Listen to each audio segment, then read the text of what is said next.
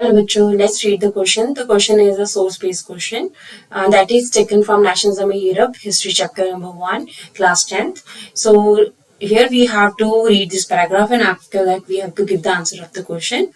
So let's read. Read the information below and answer the questions that follow. Information read करके questions के answer देखते हैं. So first clear expression of nationalism came with the French Revolution 1789. देखिए यहाँ पे French revolution की बात की जा रही है नेशनलिज्म यूरोप में स्टार्टिंग में 1789 का जो फ्रेंच रेवोल्यूशन था उसने नेशनलिज्म को सेपरेट किया. France as you would remember was a full fleshed territorial state in 1789 under the rule of an absolute monarch. अब फ्रांस एक ऐसा कंट्री था जो कि जहां पे मोनार्की सिस्टम चल रहा था 1789 तक, और वो भी एब्सोल्यूट मोनार्क थे, despotic ruler. The political and the constitutional changes that came in the wake of French revolution led to the transfer of sovereignty from the monarchy to a body of French citizen. अब क्या हुआ, nationalism जैसे जैसे Europe में separate हुआ तो उसका जो इम्पैक्ट है वो हम फ्रांस के ऊपर देख सकते हैं कि फ्रांस के ऊपर मोनार्की सिस्टम से पावर लेकर जो है बॉडी ऑफ फ्रेंच सिटीजन को दे दी गई. ठीक है. So the revolution proclaimed that it was the people who would henceforth constitute the nation and the shape its destiny.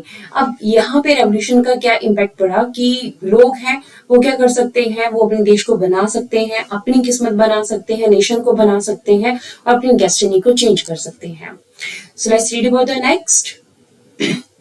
From the very beginning, starting से ही कहते French revolutionaries जो हैं they introduced the new various measures and practices that could create a sense of collective identity among the French people. Starting से ही French revolutionaries जो revolution करना चाहते थे, change लाना चाहते थे, उन्होंने ऐसे steps, ऐसी practices को use किया जो कि लोगों के अंदर collective identity को ला सके. So ideas of la patrie, fatherland, les citoyens, the citoyen emphasize the notion of a united community enjoying equal rights under constitution. अब देखिए ला पैट्री और ले सिटियन ये दो आइडियाज जो है इन्होंने कॉमन किए लोगों के अंदर एक यूनाइटेड कम्युनिटी को लाने के लिए. ला पैट्री मींस होता है द फादरलैंड, मतलब जो फ्रांस की लैंड है इन्हें अपने फोर फादर से मिली है, so that's why they are having right on it. ले सिटियन means all must have the right to vote, all must be the active citizens not the passive citizens.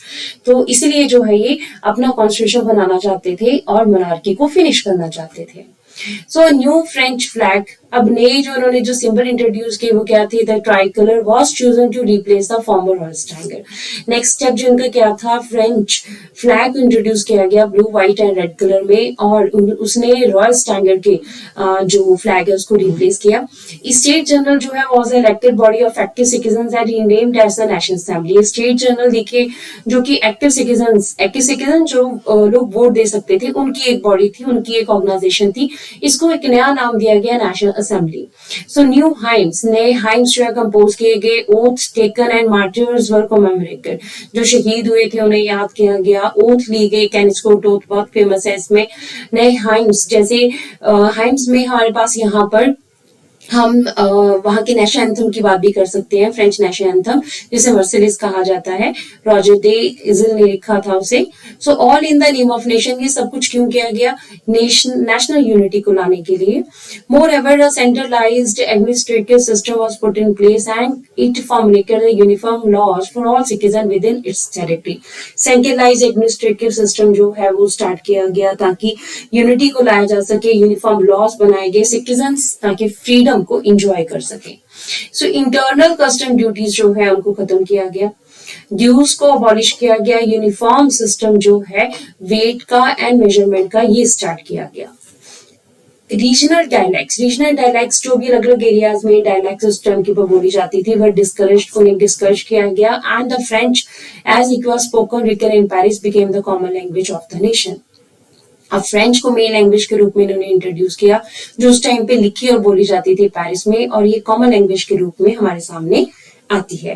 तो इस तरह से हमने फ्रेंच रेवोल्यूशनरीज ने कौन से आइडियाज जो है अपने सेपरेट किए थे और क्या क्या इवेंट्स जो है वो जो चेंज हुए थे.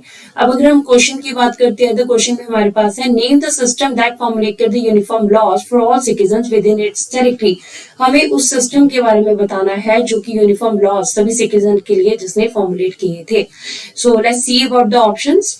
फर्स्ट है सेंट्रलाइज एडमिनिस्ट्रेटिव सिस्टम, एक सेंट्रलाइज सिस्टम एडमिनिस्ट्रेटिव सिस्टम जो कि हर चीज को प्रॉपरली करेगा. सेकेंड है ला पैट्री एंड ले Citoyen, थर्ड है फ्रेंच रेवोल्यूशनरीज, फोर्थ है फ्रेंच पीपल। तो one by one let's discuss about it. French people की अगर हम बात करें तो हमारे पास ये कोई लॉ बनाने वाली बॉडी नहीं है, फ्रेंच रेवोल्यूशनरीज भी नहीं है, ला पैट्री, ली सिटियन ये सिर्फ आइडियाज थे। बस सेंट्रलाइज एडमिनिस्ट्रेटिव सिस्टम एक ऐसा सिस्टम था जिसमें सभी सिटीजन्स को जो है यूनिफॉर्म लॉज और कैरेक्टरी में किस तरह से वेइंग और मेजर सिस्टम जो है वर्क करेगा उसके ऊपर इस सिस्टम को स्टार्ट किया गया था। तो ऑप्शन जो ए है, this is the right answer of the question. Centralised administrative system means it will make sure that there will be uniformity at every place and government will take place. ठीक है, centralised administrative system क्या होता है, जहां पे सबको एक जैसे राइट मिलते हैं और इकोनॉमिक ग्रोथ होती है।